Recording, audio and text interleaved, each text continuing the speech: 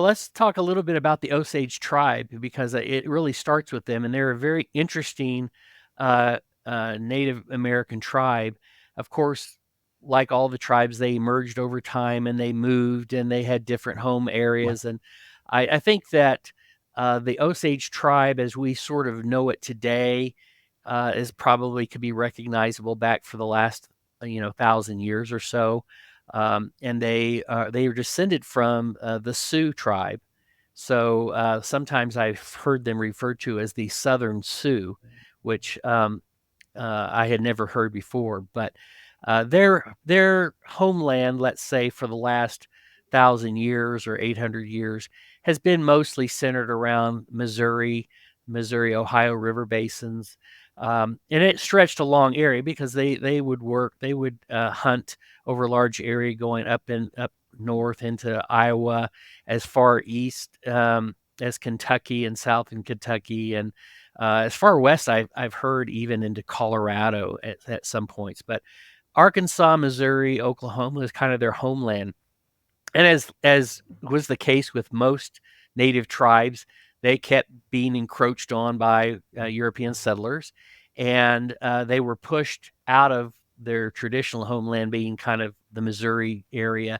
They kept getting pushed further and further west, and eventually they were put on a reservation in southeastern Kansas, and where they were there during the middle part of the 19th century. And then again, the encroachment from Europeans kept pushing them further and further. And the federal government eventually purchased the land, their reservation in southeastern Kansas, I believe it was around 1870, 1872, and said, we need this land for white settlers. Now, of course, that's a whole nother subject. That's a whole nother issue Yeah. that we don't have time for today. But the interesting part is they were paid for their reservation in southeastern Kansas, and the tribe took that money and they purchased their own reservation in Oklahoma, which is very interesting because, Oklahoma was the Indian Territory. They had pushed the five so called civilized tribes, Cherokee, Choctaw, Chickasaw, Creek, and Seminole tribes from southeastern United States. They had moved them across the Trail of Tears to Oklahoma. You had a lot of other tribes that were consolidated into western Oklahoma. So that was called Indian Territory.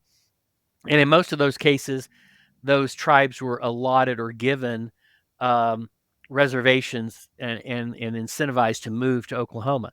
The Osage had their own money and they bought their own reservation, which put them in a little bit different situation than the other tribes. And they actually bought Osage, what is now current day Osage County. They purchased that from the Cherokee Nation, who had a big Okay. reservation, and they sold part of it to the Osage, and they created their own reservation with their own money.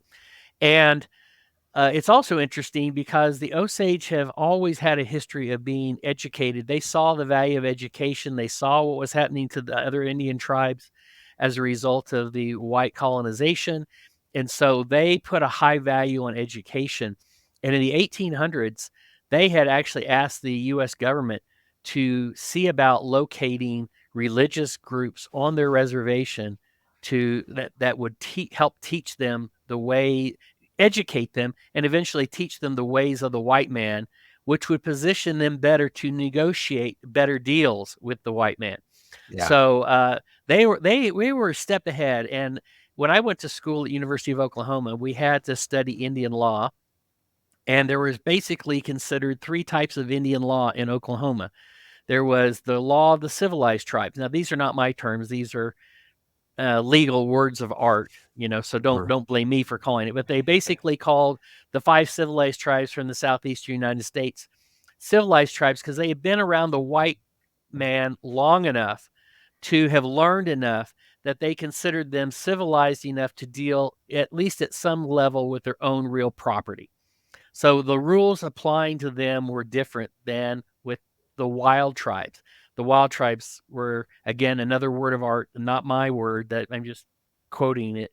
Wild tribes were Apache, Comanche, Kiowa, Arapaho, other tribes who had not been exposed to white people as much, and were generally considered to be not educated enough to deal with their own real property. So there's a different set of rules for the wild tribes, and it was basically an effort by the federal government to protect them from being taken advantage of by white people.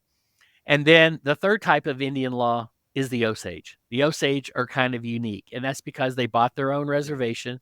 They were very smart.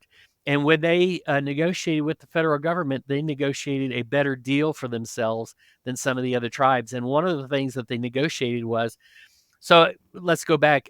Basically, the U.S. government wanted to incorporate all the Indians into the U.S. and make them U.S. citizens.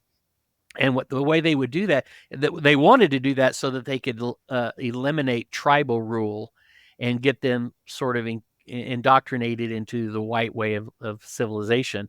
And so they would allot the lands to the individual tribal members. In return, they would get U.S. citizenship. So when it came to the Osage, Okay.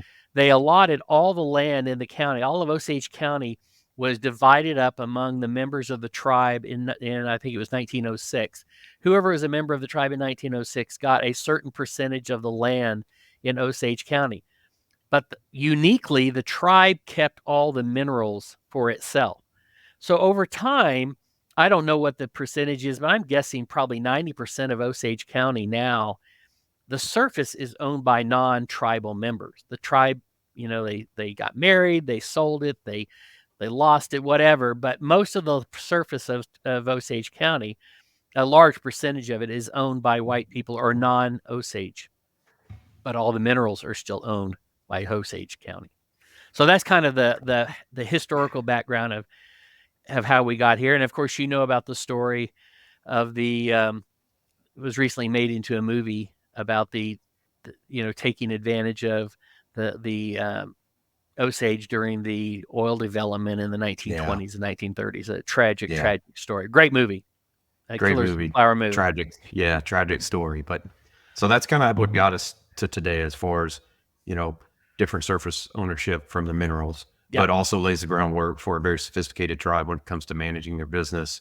And that has a long history recognized from their early times when they got to Osage County.